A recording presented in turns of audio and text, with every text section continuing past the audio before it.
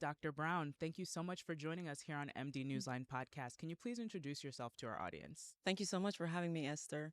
My name is Jordana Brown. I'm a medical oncologist based in New York City. I work at Kings County Hospital, which is a safety net hospital. I do see a significant number of patients who are of the lower socioeconomic background. So I deal with a lot of social determinants of health. Mm. Yes. And in your time practicing with this patient population, are there any trends that you've seen among them? For instance, are there any similarities in the stage at which they're coming into the doctor or anything like that? Yes, that's a good question that you asked. Yes, I do see a difference in terms of the stage at which the patients present. Unfortunately, many of the patients that I see do present when the disease is more advanced, which is not what we want. We prefer the disease to be found early, for example, breast cancer. We want it to be discovered at the time of mammography, not when it's a palpable lump in the breast, which many times that's what we have. Yeah. And are you finding that we're not finding it at the time of mammography because patients aren't getting their regular mammograms, or where's the gap there? Yes, so that's one of the factors. Patients are just not getting their mammograms, and there are many barriers to them getting mammograms. Some don't believe that they need to do it. Some think that it hurts.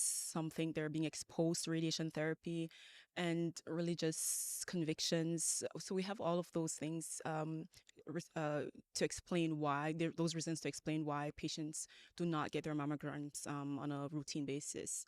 Yeah. And what are some of the biggest misconceptions that you're hearing, whether it's about diagnosis or treatment in general after diagnosis? So the biggest one for me is after diagnosis, chemo.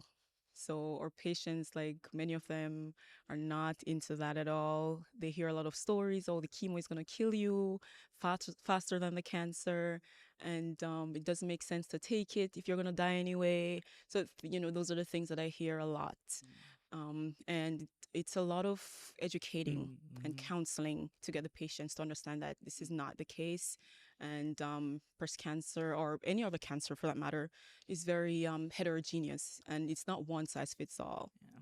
Mhm. And when it comes to things like communication around care options, what are some of the challenges that you see just in educating people, maybe getting them past those misconceptions? What are some of the barriers, and how have you been able to overcome it when you're kind of communicating, helping patients make informed decisions?